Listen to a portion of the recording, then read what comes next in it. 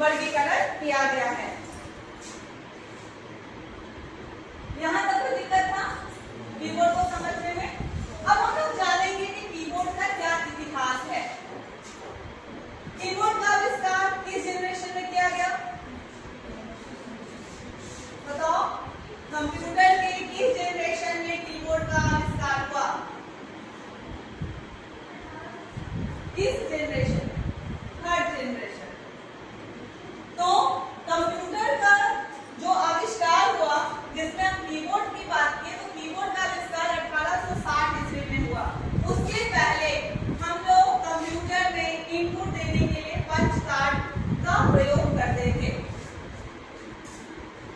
1984 में IBM model M keyboard का आविष्कार किया गया। हम लोग जानेंगे कि अलग अलग तरह का कीबोर्ड क्या है। देखो, पहला कीबोर्ड है QWERTY कीबोर्ड। ये बहुत कॉमन कीबोर्ड है, मतलब ज्यादा प्रचलन में इसी कीबोर्ड का उपयोग होता है। ज्यादातर लोग इसी तरह के कीबोर्ड को यूज करते हैं।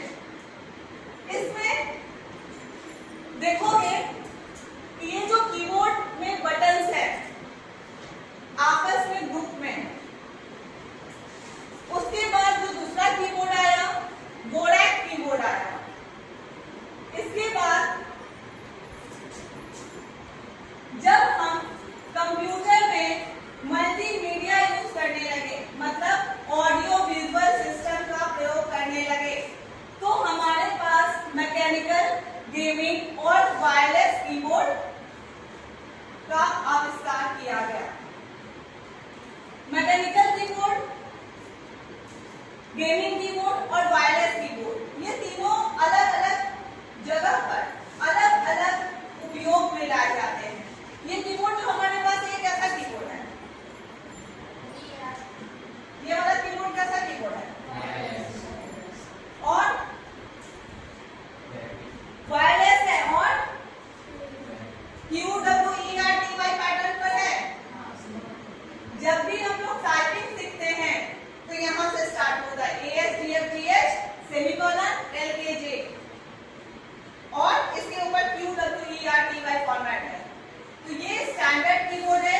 इसमें अगर तार लगा रहेगा और कंप्यूटर से हम जोड़े रहेंगे तो वो वायर्ड होगा, और इसमें तार नहीं है, इसमें बैटरी है। यहाँ पर बैटरी लगी हुई है और इसका जो ड्राइवर है वो हमारे सिस्टम में इंस्टॉल है, तभी हमारा वायरलेस कीबोर्ड काम कर रहा है। इसमें किसी को दिक्कत? उसके अलावा आता है फोल्डेबल कीबोर्ड और बैकलाइट कीबोर्ड। बैकलाइट कीबोर्ड जो है वो ज्यादातर लैपटॉप्स में होता है। मॉडर्न लैपटॉप जो है उसमें कीबोर्ड में लाइट लगा होता है ताकि अंधेरे में भी आदमी काम कर सके उस पर। फोल्डेबल कीबोर्ड मतलब कि हम इसको फोल्ड कर सकते हैं। देखो यहाँ पे फोल्डिंग पॉइंट्स बने हुए हैं, दिख रहा है? तो ये अलग अलग तरह का कीबोर्ड है। इसमें किसी को कोई दिक्कत समझने में?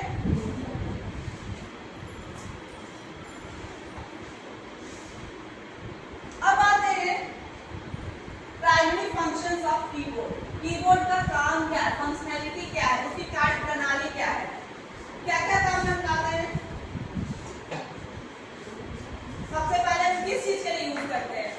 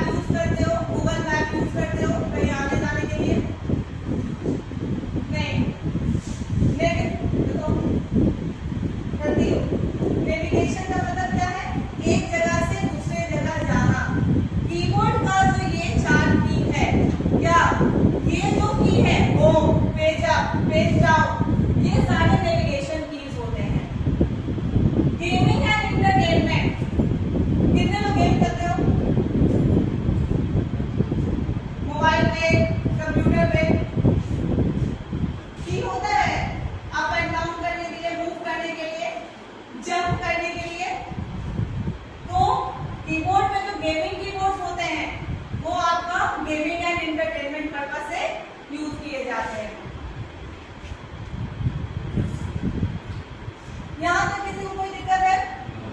समझ में आ रहा है? अब आते हैं कीबोर्ड्स में कितने तरह के बटन्स होते हैं। काउंट किए थे, बताओ कितना था? 105। Very good. किसी किसी कीबोर्ड में 104, किसी में 105।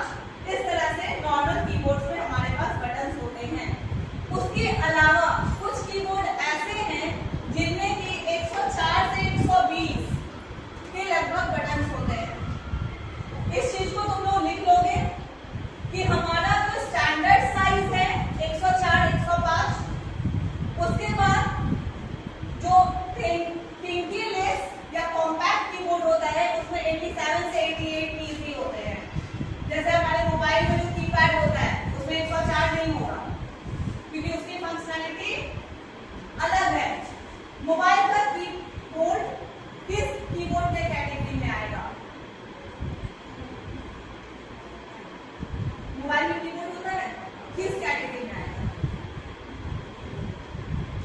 वर्चुअल, क्योंकि वो दिखता नहीं है। मोबाइल जब ऑफ रहता है तो दिखता नहीं है, जब हम कहीं टाइप करते हैं तब मेरे पास अपीयर होता है, तो वो मेरा वर्चुअल कीबोर्ड है। ठीक है, इसमें देख लो जो हमारा 33 है कॉम्पैक्ट कीबोर्ड मोबाइल वाला 87 से